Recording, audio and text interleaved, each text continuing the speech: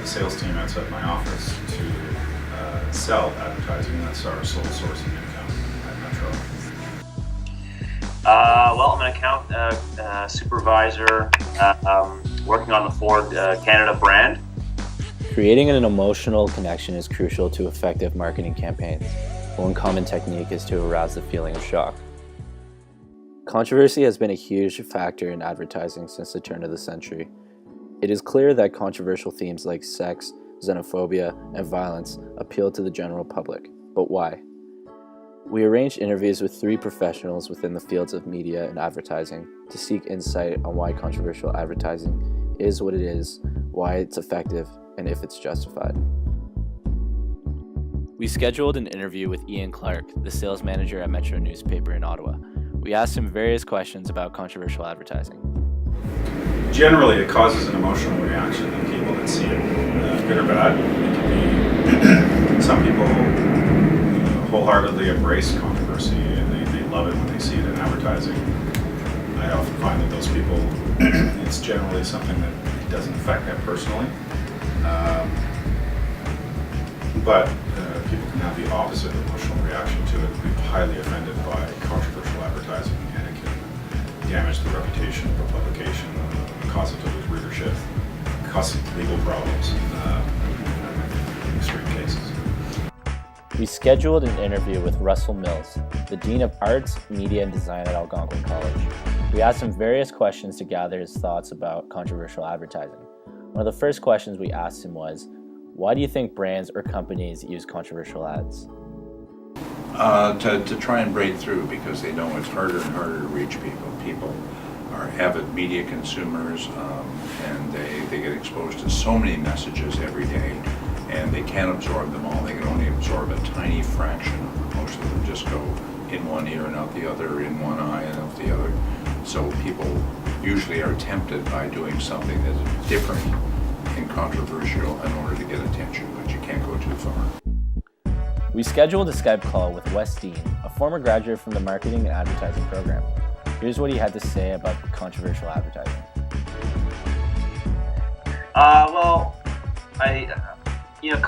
When you think controversial, I immediately think of 2 different things. It can be good controversial or it can be bad controversial. So a good controversial, TV spot is something that you strive for. You want something that at the water cooler, someone mentions, did you see that Diamond Shreddies ad where they just took the Shreddy and they turned it on its side and now it's called the Diamond Shreddy? That's hilarious.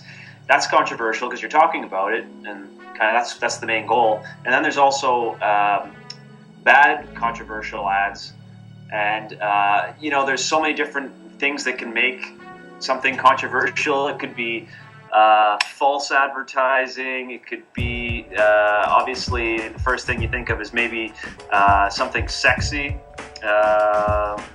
What's pushing the limits of sexiness. And then there's kind of misleading advertising too. I was actually just had a meeting today with our legal aid. It's a separate kind of marketing legal firm that gives us counsel on our ads. And they were just kind of telling us the watch-outs for what you can and can't say in advertising, how you can't mislead with incorrect pricing, lease rates, all these kinds of things. So if you say the wrong price, then that can be very controversial and misleading and get you in a lot of trouble. Censorship is a key issue within advertising. The thoughts that Russell Mills and Ian Clark have on the matter are very interesting. I don't think we need more censorship laws. I think we need,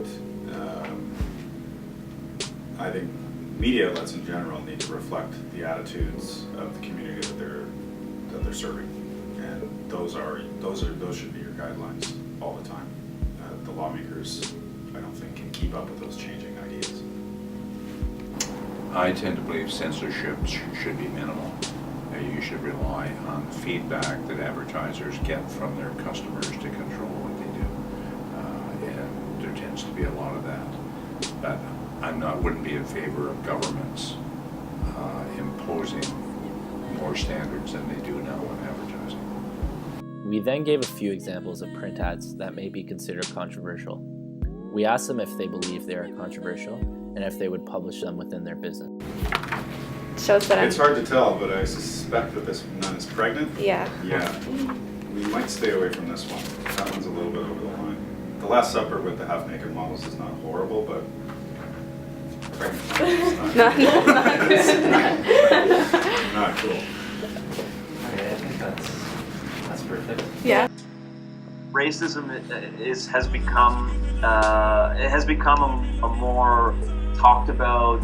It's not as a taboo subject anymore. I think that especially living in Toronto, which is such a anywhere in Canada really is such a really multicultural melting pot, that really these things are right at the surface.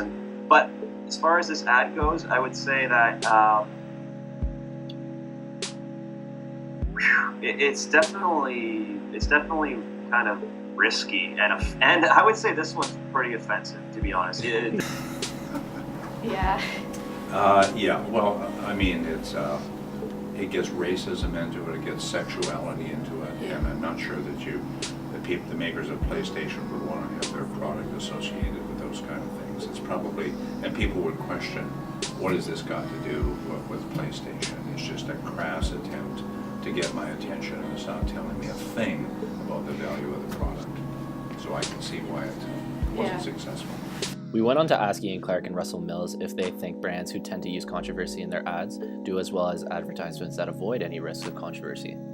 Hard to say. Some do, some don't. It depends how they use the controversial images. I think of the United Colors of Benetton campaign from when I was growing up in the late 80s. And they started out with a multicultural sort of base of models, and they were bringing all the peoples of the world together for their advertising. And then it moved towards the late 80s, it moved to including HIV positive models and whatnot, and that caused a crazy reaction. That being said, they got all kinds of PR from it, and I'm sure they sold more clothing. I couldn't quantify how much, but I'm sure that they did. They certainly had a lot of people talking about that.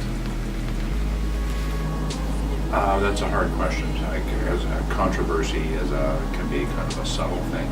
You have to be controversial enough to get someone's attention when they're flipping through a magazine or multitasking, doing different things. You have to be a little bit different in order to get people's attention.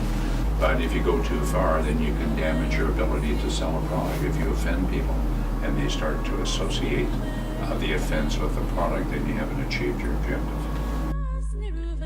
We finished by asking Wesley Dean, a former graduate of the Algonquin Advertising and Marketing Program, if he would consider using controversial advertising and why.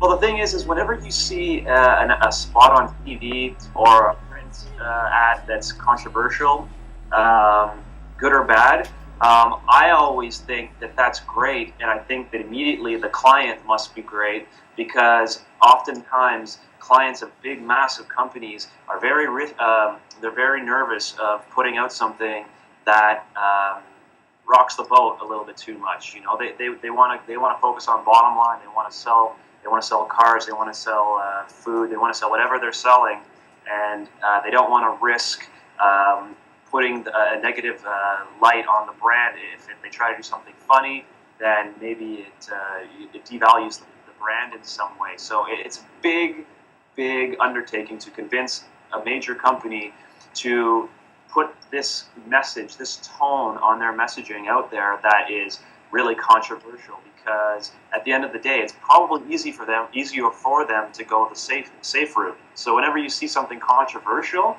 that means there is an outstanding creative director and account person like myself who would be trying to sway and persuade that client that doing something controversial is the way to go and the way to get recognized. Is that the right way? Depends on the case, depends on what controversial message you're putting out there. But that's the first thing that goes through my mind when I see something controversial on TV. Can we settle down?